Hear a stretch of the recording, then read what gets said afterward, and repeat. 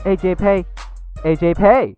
Hey, old intro back, but what is going on YouTube? You got AJPay. I'm bringing you a battle against dracomaster. You may have seen this guy before.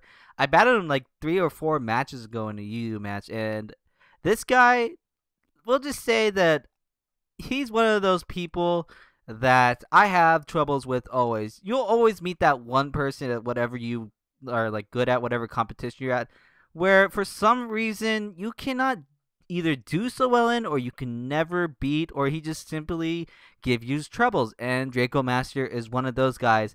As this game is an RU match, and as you know from my luck from RU, I have 0 luck in it. However, I did play well, but then unfortunate events happened and many mistakes happened. But it turned out to be an interesting match regardless.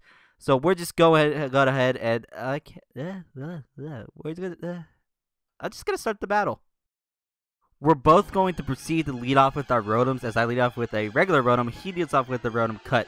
Now, since usually these things, when they do lead off, they are a trick like scarf or trick choice specs set. So I'm going to predict a trick choice specs, hopefully, because I am a choice specs Tangrowth.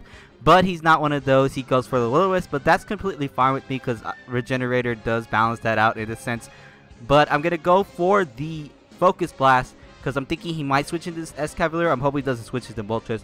Luckily he does, because usually Escavaliers can wall these things, but I am not a original Tangrowth set because I'm a choice spec set. Now I'm fearing that I might miss, or he might switch to Moltres. So I'm going to go into a medium ground with Altaria as he does proceed to switch out into Moltres, where I could have just simply predicted that, went into my Choice Scarf Gallet and knocked it out with the Stone Edge, but I didn't want to take the risk of him staying in, hoping I would miss and Mega Horning me to death. But I'm thinking I could take this thing on. However, he shows sub, so he's more of a defensive set. And my only attacking move to hit this thing is the Draco Meteor. So therefore, he's eventually going to be able to have a free sub. So this is definitely not going to be a good situation for me at all. So I'm just going to switch out now rather than just messing around this thing and keep on going for a Draco. So I'm going to go right into my Rotom. But he makes a questionable play in the beginning, if you think about it. But then again, this was a better play because I could have had Volt Switch easily broken his sub when he had a free sub if he wanted to go for this free sub, but he decides not to go free sub. He goes for the Toxic. I'm making no sense. I'm just saying he made the better play. That didn't seem too reasonable because usually a free sub would be a good sub. Would be the better play. Yeah. Anyways, he predicts me to go for the T-Bolt. I predict him to switch into this. I go for the Shadow Ball. It does a pretty good amount. So I weaken this Sand Slash, and now I have a better chance of getting my rocks up and letting them stay. However, it's going to be really hard for me because most of his pokes do threaten out my Stealth Rocker, which is my Omerstar. Now I'm thinking he might switch to Escavalier. I don't want to predict it though, necessarily, because I was fearing he might stay in. So I went for the Shadow Ball, knowing full well that even if he does switch into this Escavalier, it's going to be a 2-hit KO. However, I'm going to be taking more toxic damage and Life Orb recoil. So this is actually not really good for me. I should have possibly predicted the T-Bolt. Went for the T-Bolt. But I just really wanted to make the more safer play, as I'm down to my last legs with this Rotom pretty much, which really threatens his team. He's going to switch into his Archeops. I'm pretty sure it's going to go for the U-turn, so I definitely do not want him having switch initiative. So I'm just going to let my Rotom die for now. And he just goes for the U-turn, and rather than him having switch initiative, I have switch initiative. Now he brings in this Rotom. I do have a wall for this. I have Tangrowth and or my Altaria, which I'm going to go into because I do resist both of his stabs. So he's going to switch out to his Sand Slash, and I just simply went for the Fire Blast just for super effectiveness. I wasn't really fearing of missing at the moment, but he switches in Sand Slash as Death Fodder, and now I will be freely able to set up my Stealth Rocks, and they will be there to stay. Well, not freely set them up, but as long as I set them up, they'll be there to stay forever. But Archeops is going to come in. I'm going to go right into my Omerstar. I'm hoping this thing is choice and goes for a Stone Edge and doesn't have Earthquake, or predicts to go for Earthquake, or anything of the sort with Earthquake. I definitely do not want him to Earthquake, as he does, but now he's going to switch out. I'm thinking he might be choice, but I'm still putting in the back of my mind he could be a Flying Gem set. As he switches into his Rotom, I'm going to go for the Stealth Rocks. Now they're going to be there to stay no matter what. And I make a somewhat stupid play here. I stay in. I have no clue why. I should have switched out to Tangrowth, because Tangrowth completely walls this thing. As this thing's going to discharge me. I'm actually going to barely live. I'm surprised he didn't go for the grass move. And then I'm going to go for the Scald. I'm going to pour some hot water onto this Panasonic TV. And this Panasonic TV is now on fire because Panasonic TVs suck. Well, actually, they're actually pretty good. I work at an electronics store. I would know. But, this Panasonic TV is on fire. I really want to take this thing out because it's really threatening. Because I'm more of a Samsung person. But I'm going to switch out to my Tangrowth. I'm going to save Almost Star for Death Fodder for later because I know it could be useful. This Panasonic TV is going to go for a discharge. It's starting to shoot out electricity and it's on fire. He gets a crit. Now, I'm not really too worried about this crit at the moment because I'm thinking it's not that big of a deal because I could live another one and potentially leave the burn and knock this thing out with a Hidden Power Fire, I believe was what I was going for. So he's going to go for a discharge again. The Panasonic TV is shooting out some more electricity, but he gets a second crit. And I'm just like, really? Now that was kind of game changing because I definitely did need this thing against the... I apologize, my mic just fell, but I'm going to keep that in. But like I was saying, I definitely could have used Tangrowth for later against the Slowking.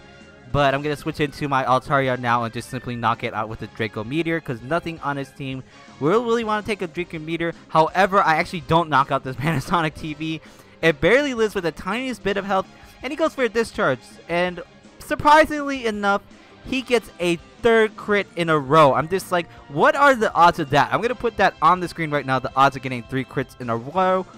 But he's barely going to live. But this third crit actually does not matter at all. Because I'm just going to simply go for the Roost as he does live the burn damage. And now since he's probably going to go for another discharge, I'm going to resist it. Because I lost my flying type with the Roost. I'm not going to take too much damage at all. So that's why that third crit did not matter. But it still annoys the crap out of me that he got 3 goddamn crits in a row. But this Panasonic TV is finally going to burn and die. And Samsung TVs are the best, in my personal opinion.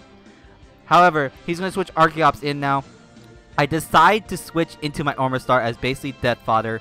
And luckily enough for me, he's going to go for the Flying Gym Acrobatics now. I was just like, yes, I made him waste it. That's pretty good. But this thing is still a big threat to my team. Now, I could have went into my Gallade, but I decided not to for some reason. I guess I was too afraid of, like, missing the Stone Edge. And I was thinking I could take this Acrobatics a bit better. But, of course, I'm not going to take it too well because I'm a specially defensive set, not a defensive set. And it's an Archeops after all. So I go for the Toxic, thinking he might switch into Slowking. But why would he switch into Slowking again?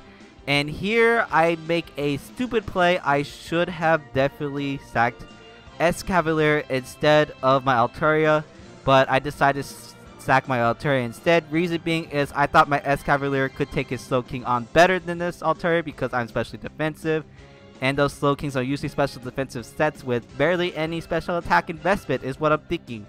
But I'm going to go into my Gallade. I do outspeed him. I go for the close combat because I definitely do not want to miss. In hindsight, it would have been better for me to go for the Stone Edge just in case if he decides to predict that and goes into one of his other pokes and Stone Edge hits the rest of his pokes hard as well. As he has 2 pokes left, I have 2 pokes left. He has the Slowking Moltres. I have my Gallade and Escavalier. I'm going to go into my Excavalier LeBron because I'm thinking he could take Confucius on pretty well and take on all of his Wise Wisdom words and stuff. However, he does not. I thought LeBron was especially defensive, but then again, I'm seeing the Life Orb or leftovers. Therefore, this thing is a choice spec set. That's why I didn't take it too well. And LeBron is going to lose to Confucius, sadly enough. But I'm going to go into my Gallade, which is my final hope of winning. I do miss the Stone Edge. I'm just like, why? Confucius, why? As I'm going to hit my second Stone Edge. And as you're going to see here, I get a crit. So the Stone Edge miss does not really matter. Because if I hit both Stone Edges, he wouldn't have died unless if my Stone Edge was a crit. My second Stone Edge was a crit, which it was. So technically, it kind of does matter, kind of does not. And he's going to win with a 2-0 victory, as we're not going to go to the key plays of the battle. Rather, we're going to go to the mistakes of the battle, because I didn't think he really made a key play. But one of the mistakes here was me staying in with my Almost Star. I definitely could have used this Almost Star for later. I should have switched to Tangrowth. I have no clue why I did that. And then me sacking this Altaria of mine. I should have definitely not done that, having known if that Slowking was actually choice specs. But in general, I should have definitely left Altaria alive. It could have definitely done wonders against the Slowking. Because what would have actually happened was I would have sacked Excavalier, went into my Gallade, hopefully not miss with the Stone Edge, knock out the Archeops. That way he wouldn't switch into Moltres, he'd switch into Slowking. And hopefully he wouldn't predict me to switch into Altaria. and go for the Ice Beam, and then I would have proceeded to knock either the Slow King or the Moltres out with a Draco, and then I would have had Gallade left probably, because he probably would have took me out with the Moltres, and I could have went for the Stone Edge and proceeded to kill him, possibly not, probably not, because he probably could have sub-stalled me. But what I'm trying to say is that the mistakes I made lowered my chances of winning. I'm not trying to take his playing skill away at all, because I know this guy's a good player, because he's beat me before. I played him before. He's made some good plays against me before. And I believe that's about all I'm going to say about this battle, I guess. So, regardless, it was still a good game, dracomaster. And look forward to this Monday, because I am going to have my new project coming up Monday. It's not a normal Let's Play or anything like that. We'll just say that. And I would also like for you to comment down below what tiers you guys would like to see next, or what pokes you'd like to see me use. Because I do have 2 battles ready for next week as well. I just want some kind of new material. I kind of want to interact with you guys as well on what I should do the week after. So go ahead, comment below, tell me what tier or what poke you'd like to see me use. Or what set even. I don't really care, to be honest. Choose whatever. Anyway, that about does it for me. So like if you like, comment if you like, and subscribe if you like. Look forward to Monday. Follow me on Twitter. Like the Society of Fools, because that's a funny page now. They post hella funny stuff on Facebook. And I swear there was another link, but I'm forgetting it. But yeah, I'll see you guys then. Bye!